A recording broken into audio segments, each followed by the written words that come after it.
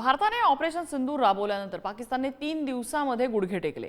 अमेरिकेला मध्यस्थी करायला सांगत शस्त्रसंधी करायला लावली, पण अणुबॉम्बची धमकी देणाऱ्या पाकिस्तानने शरणागती कशामुळे पत्करली याचे काही पुरावे आता समोर आलेत। ज्या एअरबेसवर पाकिस्तानची भिस्त होती त्याच एअरबेसची भारताच्या हल्ल्यात दाणादाण उडाली। बघूया त्याच संदर्भातला हा स्पेशल रिपोर्ट।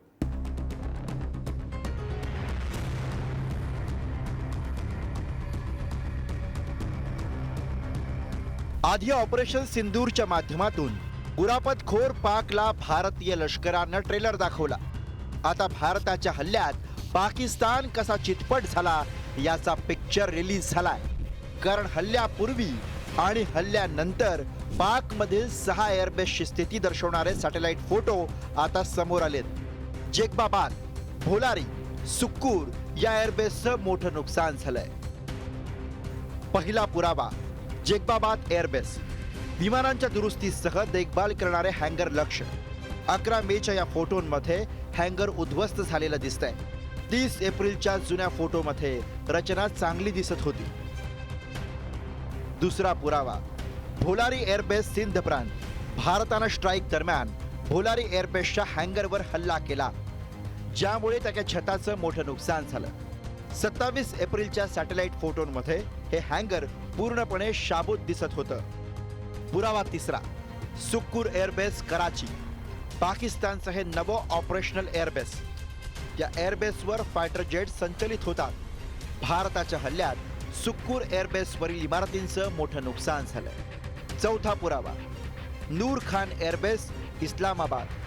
हा एअरबेस पाकच्या वायुसेनेचं लाईफलाईन मानलं जातं। भारताच्या हल्ल्यात अनेक इमारती उद्ध्वस्त झाल्याचं दिसून येत आहे। आधी काढलेल्या छायाचित्रांमध्ये सर्व इमारती चांगल्या स्थितीत होत्या।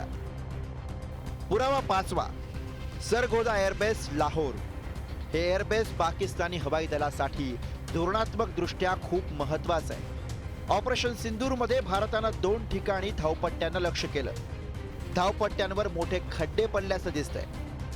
तर ज्या प्रकारचा दावा केला जातोय की भारतानं जबरदस्त पाकिस्तानमध्ये घुसून ज्या प्रकारे एअरबेस उडवले आणि त्यातल्या त्यात नूर खान एअरबेस उडवल्यामुळे तिथे असणारे जे वेगवेगळ्या प्रकारचे न्यूक्लिअर वेपन्स आहेत त्याला क्षती पोहोचली आणि म्हणून रेडिएशन लीक झाला, या दाव्यांना कुठेतरी पुष्टी मिळते।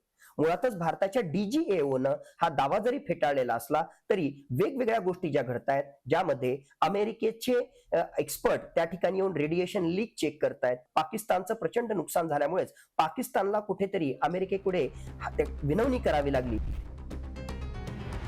भारतानं ऑपरेशन सिंदूर अंतर्गत पाकव्याप्त जम्मू काश्मीर मधील 9 दहशतवादी छावण्यांवर हल्ला केला। लष्कर-ए-तैयबा, जैश-ए-मोहम्मद आणि हिजबुल मुजाहिद्दीन सारख्या दहशतवादी संघटनांचे अनेक तळ उद्ध्वस्त करत 100हून अधिक दहशतवाद्यांचा खात्मा केला। पण बिथरलेल्या पाकिस्ताननं ड्रोन आणि क्षेपणास्त्रांनी केलेला हल्ला भारतीय लष्करानं हाणून पाडला। यानंतर जशास तसं प्रत्युत्तर देत भारतानं पाकिस्तानमधील लष्करी ठिकाणांवर हल्ला चढवला। ऑपरेशन सिंदूरमुळे पाकिस्तानचं मोठं नुकसान झालंय। पाकिस्तानी हवाई दलाच्या 20% तळांना तडाखा बसलाय। पाकिस्तानची 8 ते 10 लढाऊ विमानं उद्ध्वस्त झाली आहेत। F-16 आणि JF-17 सारखी अत्याधुनिक विमानं सुद्धा पाडली गेली। रनवे, हँगर आणि तांत्रिक सुविधा केंद्रांचं मोठं नुकसान झालंय।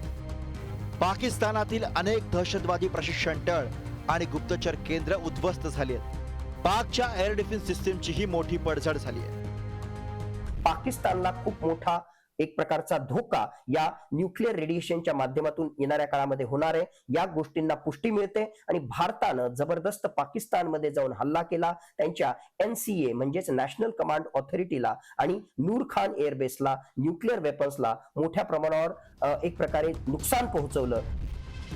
भारतीय वायुदलानं अत्याधुनिक क्षेपणास्त्र आणि अचूक लक्ष्य प्रणालीद्वारे पाकच्या एअरबेसचं मोठं नुकसान केलं। या हल्ल्यांमुळे पाकिस्तानच्या लष्करी क्षमतेवरती मोठा परिणाम झालाय। पण अचूक लक्ष्य भेदणारी भारताची क्षेपणास्त्र जमीन भेदून आत घुसू लागल्यामुळे पाकिस्तानची अण्वस्त्र धोक्यात आली आहेत। परिणामी पाकिस्ताननं भारतापुढे सपशेल शरणागती पत्करल्याचं स्पष्ट झालंय। ब्युरो रिपोर्ट, पुढारी न्यूज।